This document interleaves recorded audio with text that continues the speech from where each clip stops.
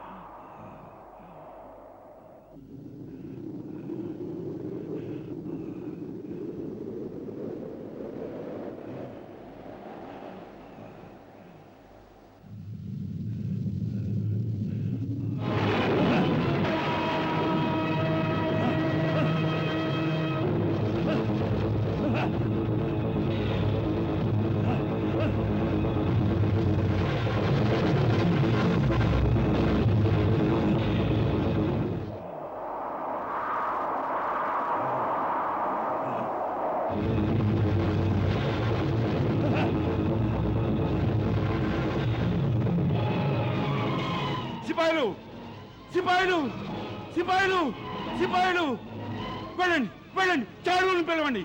రేపు దర్బారులో సమస్త సేనా నాయకులు హాజరు కావాలని చెప్పండి.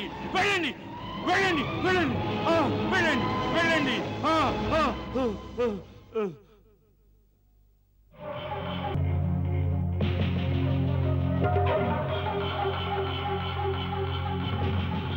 మహారాజా కంస, మేము మీ భయంకర స్వప్నం యొక్క వివరణ విన్నాం. మరి మధురలోని మహాపండితులు సత్యగారి వివరణ కూడా విన్నాం. ఈ స్వప్నం చాలా గొప్ప వినాశనానికి సూచన అని, చాలా గొప్ప వినాశనం. ఈ రెండు వివరణల వల్ల మేం భయభీతులం కాలేదు, చింతించడమూ లేదు. మరి మాకు చింత కలుగుతున్నది ఎందుకంటే కేవలం మీ పరిస్థితిని చూసి. పరమవీరుడు కంసుడు నేటి వరకు 3 లోకాల్లోనూ విజయదుందుభిని మ్రోగించాడు. అతని ఒక్క గర్జనతో దేవతలందరి హృదయాల్లోనూ వణుకు పుడుతుంది. సింహం అంతటి పరాక్రమం గల కంసుడు నేడు మాకు మొదటిసారి బెదిరినట్టు కనిపిస్తున్నాడు.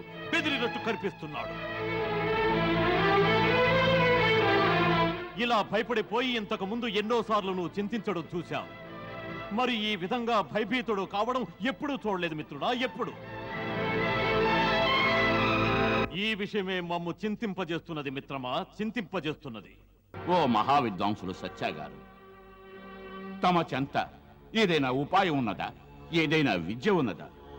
దానివల్ల నాకు రాబోయే విపత్తును అరికట్టగలరా? ఏదైనా సంకేతం నా దుస్వప్నంలో ఉన్నదా? అవశ్యం అవశ్యం రాజా, అవశ్యం. పరమగురువు శుక్రాచార్యులు వారి అనుంగ శిష్యుడుండగా మీరు ఏ విషయంలోనూ చింతించవలసిన పనిలేదు. దైత్యుల హితాన్ని రక్షించడం మా గురువు గారి లక్ష్యం.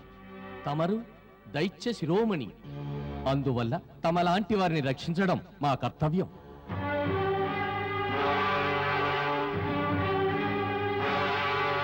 తమ వాక్కులు విని మేం ప్రసన్నులమైనాం. చెప్పండి, తమ చెంత ఏం ఉపాయం ఉన్నదో?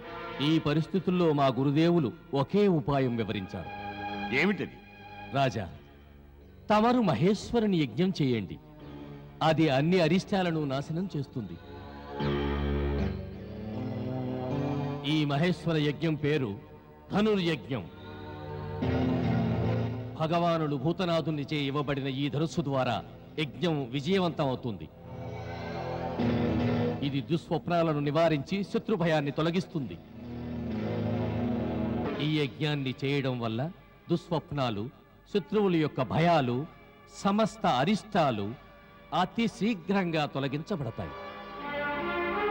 ఈ యజ్ఞం విజయవంతంగా పూర్తి అయితే సమస్త సంపదల దాత శంకర భగవానుడు ప్రత్యక్ష దర్శనం కలిగించి మహత్తరమైన వరాలనిస్తాడు. వాటి వలన జరామరణాలు రెండింటినీ నివారించవచ్చు. శంకరుడి ద్వారా ఇవ్వబడిన ధనుస్సు మరి ఎక్కడున్నదో? తమకు బహుశా గుర్తులేదేమో, లేక ఉగ్రసేన మహారాజు తమకు చెప్పి ఉండకపోవచ్చు. ఆ ధనుస్సు ఎన్నో శతాబ్దాల నుంచి మధుర రాజవంశీయుల చెంత ఉన్నది.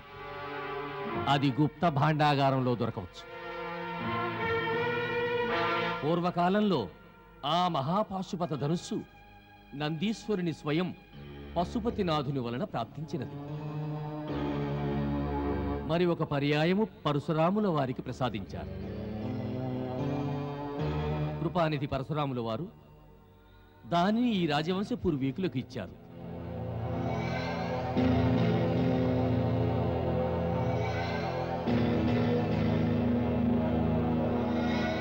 త్రిపురారి ఈ ధనుస్సుతోనే త్రిపురాసురుని వధించారు. రాజా, ఇటువంటివి రెండే ధనుస్సులున్నవి. ఒకటి త్రేతాయుగంలో రాముని వలన విరచబడినది, రెండవది మధుర రాజవంశీయుల చెంత ఉన్నది. తమరు ఆ ధనస్సు పూజను నిర్విఘ్నంగా జరిపితే తమకు ఎన్నడూ ఆపదలు రానే రావు. అసలు ఈ అనుమానం కలిగించే మాట తమరెందుకంటున్నారు? ఏమిటి ఆ పూజ నిర్విఘ్నంగా సాగడంలో తమకేమైనా శంక ఉన్నదా? లేదు మహారాజా, లేదు. ఎందుకంటే ఈ ధనుస్సు ఎంత కఠోరమైనదంటే మహాబలుడు శేషనాగు దీని వింటిని నారిని కూడా సారించలేకపోయాడు. మరి కానీ ఏమిటి? గురుదేవులు వచించినది ఏమిటంటే ఈ యజ్ఞం మధ్యలోనే ధనుస్సు విరిగిపోయినదంటే యజమానికి కీడు కలుగుతుందని.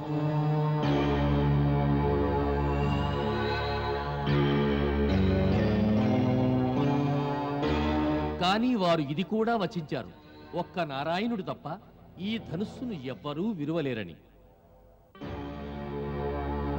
అందుకని యజ్ఞం సఫలమవుతుందనడంలో ఎటువంటి శంక లేదు.